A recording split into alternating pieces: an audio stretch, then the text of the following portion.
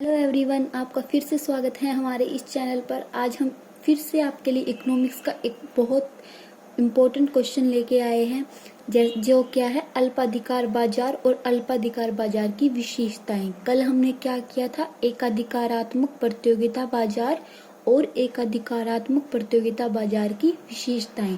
आज हम अल्पाधिकार बाजार और अल्पाधिकार बाजार की विशेषताओं का अध्ययन करेंगे। फर्स्टली हम मीनिंग से शुरुआत करेंगे कि अल्पाधिकार बाजार क्या होता है।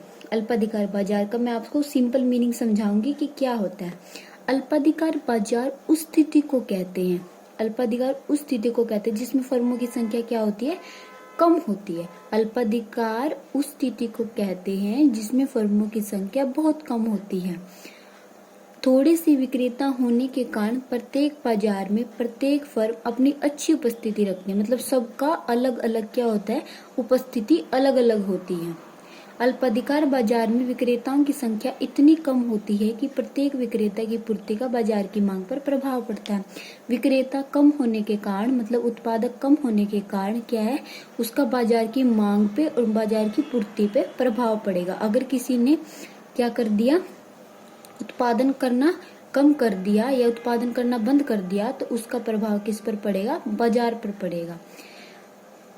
अर्थात जब समरूप या विभेदीकृत वस्तुएं बेचने वाली फर्मों की संख्या कम होती है, जो इस बाजार में विक्रेता होती है वो समरूप मतलब एक जैसी वस्तुएं भी बेचते हैं, विभेदीकृत मतलब अलग अलग वस्तुएं भी बेचते हैं, तो उसे क्या कहते हैं, अल्पाधिकार बाजार। फॉर एग्जाम्पल ऑटोमोबाइल, वायु परिवहन। ठीक है, ये क्या इसके एग्जाम्पल है। आपको क्या लिखना है इसमें, अल्पाधिकार बाजार उस बाजार को कहते हैं जिसमें फर्मों की संख्या बहुत कम होती है और एक विक्रेता के भी उत्पादन बंद करने से बाजार की पूर्ति पर प्रभाव पड़ सकता है।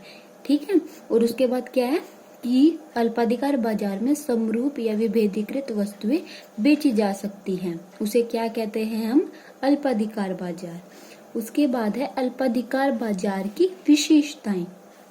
कम विक्रेता, हमने मीनिंग में जाना था ना कि अल्पाधिकार बाजार में क्या होते हैं, विक्रेताओं की संख्या कम होती है। देखो, कम विक्रेता, अल्पाधिकार में विक्रेताओं की कम संख्या होती है। कम संख्या होने से प्रत्येक विक्रेता पूर्ति के एक बड़े भाग पर नियंत्रण रखता है, मतलब बहुत ज्यादा उन्हें क्या करना पड़ता है, उत्पादन करना पड़ता है। बहुत सारी वस्तुओं का उत्पादन एक साथ करना पड़ता है, क्योंकि विक्रेता कम है और क्रेता खरीदने वाले क्या है, बहुत ज्यादा है। इसलिए उनकी मांग को पूरा करने के लिए जितने भी बाजार में विक्रेता है, थोड़े से विक्रेता होते हैं ना, तो उनको ही उस मांग को पूरा करना पड़ता है, इसलिए वो ज्यादा उत्पादन करते हैं। ठीक है, ये हो गया हमारा फर्स्ट पॉइंट, कम विक्रेता। समरूप तथा विभेदीकृत वस्तुएं, बताया था ना कि जो अल्पाधिकार बाजार में विक्रेता होते हैं वो समरूप वस्तुएं भी बेच सकते हैं और विभेदीकृत मतलब अलग अलग वस्तुएं भी बेच सकते हैं। अल्पाधिकार में वस्तुएं समरूप तथा विभेदीकृत दोनों प्रकार की हो सकती है। यदि फर्म समरूप वस्तुएं उत्पादित करती है तो उसे क्या कहते हैं, पूर्ण अल्पाधिकार, तथा यदि फर्म में विभेदीकृत वस्तुएं उत्पादित करती है तो उसे क्या कहते हैं, अपूर्ण अल्पाधिकार। क्या है इसमें, समरूप वस्तुएं तथा विभेदीकृत वस्तुएं। सेकंड पॉइंट है ये हमारा कि अल्पाधिकार बाजार में जो फर्म होती है या जो विक्रेता होता है वो समरूप वस्तुएं भी बेच सकता है और विभेदीकृत वस्तुएं भी बेच सकता है। अगर वो समरूप वस्तुएं उत्पादित करता है तो उसे कहते हैं, क्या कहते हैं, पूर्ण अल्पाधिकार बाजार, और अगर वो विभेदीकृत वस्तुएं उत्पादित करता है तो उसे क्या कहते हैं, अपूर्ण अल्पाधिकार। ठीक है, ये हो गया हमारा सेकंड पॉइंट। थर्ड पॉइंट क्या है, परस्पर निर्भरता। अल्पाधिकार बाजार में कुछ फर्में ही होती है, प्रत्येक फर्म का वस्तु की कुल पूर्ति के बड़े भाग पर नियंत्रण होता है, मतलब हर एक फर्म बहुत ज्यादा मात्रा में क्या करती है, उत्पादन करती है, पूर्ति बहुत ज्यादा करती है हर एक फर्म। फर्मों की संख्या कम होने के कारण उनमें परस्पर निर्भरता पाई जाती है। निर्भरता तो पाई ही जाएगी क्योंकि क्या है, फर्मों की संख्या कम होती है, विक्रेता क्या होते हैं, कम होते हैं। प्रत्येक फर्म की उत्पादन एवं कीमत संबंधी नीति का प्रभाव अन्य फर्मों की कीमत तथा उत्पादन नीतियों पर पड़ता है। अगर एक फर्म ने अपने उत्पादन नीति में या कीमत में परिवर्तन कर लिया तो उसका प्रभाव अन्य फर्म की कीमत नीति पर और कीमत पर पड़ेगा। मतलब एक फर्म ने जो डिसीजन लिया है उसका प्रभाव अन्य फर्मों पर भी पड़ेगा, क्योंकि विक्रेताओं की संख्या कम होती है। अगर एक विक्रेता ने कीमत कम कर दी तो दूसरों को भी क्या करनी पड़ेगी, कम करनी पड़ेगी, क्योंकि विक्रेताओं की संख्या क्या होती है, कम होती है और उनमें क्या होती है, अंतर्निर्भरता होती है। एक का प्रभाव दूसरे पर अवश्य पड़ेगा। ये हो गया हमारा थर्ड पॉइंट। फोर्थ पॉइंट क्या है, एकाधिकार तत्व की उपस्थिति। क्योंकि क्या होते हैं, विक्रेता कम होते हैं, विक्रेता कम होने के कारण उनमें एकाधिकार की प्रवृत्ति पाई जाती है। फर्मों की संख्या कम होने के कारण सभी फर्मों का कुल पूर्ति के बड़े भाग पर नियंत्रण होता है।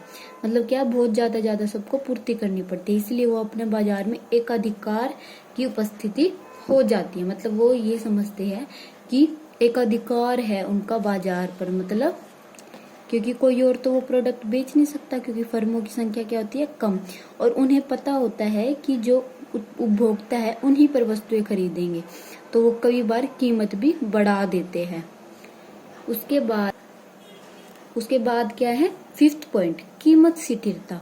कीमत स्थिरता का अभिप्राय उस परिस्थिति से है जिसमें कीमत एक स्तर पर दृढ़ रहती है। मतलब क्या रहती है, कांस्टेंट रहती है, अर्थात कीमत में परिवर्तन से फर्म को कोई लाभ नहीं होगा। मतलब एक सिचुएशन ऐसी आती है कि अगर चाहे तो फर्म कीमत बढ़ा ले या कीमत घटा ले, लेकिन क्या है, उनको लाभ नहीं होगा, क्योंकि यदि कोई फर्म वस्तु की कीमत घटाती है तो प्रतियोगी फर्म भी कीमत घटा देती है।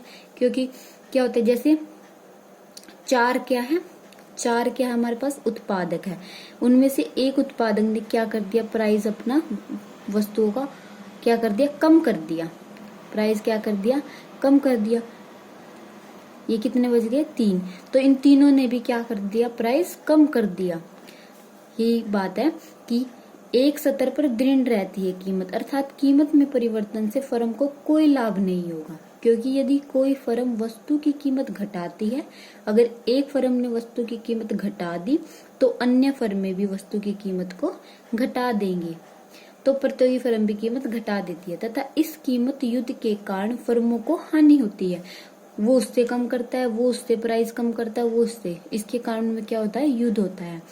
तथा यदि एक फर्म कीमत बढ़ा देती है, और अगर एक फर्म ने कीमत बढ़ा दी तो अन्य फर्म में कीमत नहीं बढ़ाती, वो नहीं बढ़ाएंगी, क्योंकि अगर उन्होंने भी कीमत बढ़ा दी तो उनकी वस्तुओं की मांग क्या हो जाएगी, कम हो जाएगी। कीमत अधिक होने के कारण ग्राहक दूसरी तरफ आकर्षित हो जाएंगे, और जिसने प्राइस ज्यादा बढ़ाया है उसके ग्राहक दूसरी तरफ शिफ्ट हो जाएंगे। ठीक है, ना तो वो कीमत बढ़ा सकते, मतलब एक स्थिति ऐसी आती है जिस स्थिति पर फर्म ना तो अपनी कीमत को बढ़ा सकती और ना ही घटा सकती। अगर वो घटाएगी तो अन्य फर्में भी क्या कर देंगी, प्राइस को घटा देगी, और अगर उसने प्राइस बढ़ा दिया तो अन्य फर्में नहीं बढ़ाएंगी। ठीक है, अनिर्धारित मांग वक्र, ये हमारा 6th पॉइंट है। अल्पाधिकार में कोई भी फर्म इस स्थिति में नहीं होती कि वे अपनी कीमत एवं उत्पादन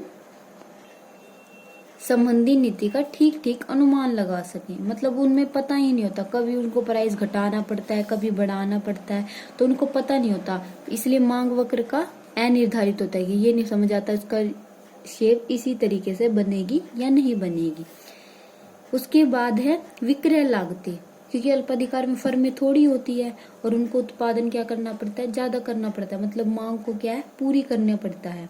तो क्या होता है, वो सभी चाहते हैं कि उनकी वस्तु की मांग क्या हो, ज्यादा करे लोग, इसलिए सभी फर्में विज्ञापन पर बहुत अधिक खर्च करती है ताकि लोग उनकी वस्तुओं को ज्यादा से ज्यादा खरीदे। अल्पाधिकार फर्में विज्ञापन, प्रचार आदि पर बहुत अधिक खर्च करती है।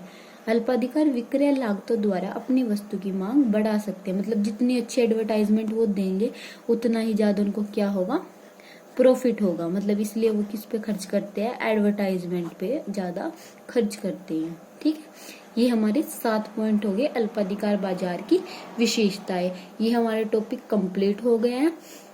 कल हम करेंगे इलास्टिसिटी ऑफ डिमांड और degree and types of elasticity of demand. ये क्वेश्चन भी बहुत इंपॉर्टेंट है जो एग्जाम में मोस्टली पूछा जाएगा आपसे, या ये आ सकता है कि factor affecting elasticity of demand. मैं आपको ये दोनों क्वेश्चन करवाऊंगी। और अगर आपको ये मेरा वीडियो पसंद आया तो वीडियो को लाइक और चैनल को सब्सक्राइब कर देना। और अगर आपको इकोनॉमिक्स से रिलेटेड किसी भी टॉपिक में डाउट है या आपको कोई टॉपिक समझ नहीं आ रहा तो आप मुझे कमेंट बॉक्स में कमेंट कर सकते हैं। मैं आपकी क्वेरी को दूर करूंगी और उस टॉपिक पे आपकी वीडियो बना दूंगी। Thank you for watching my video.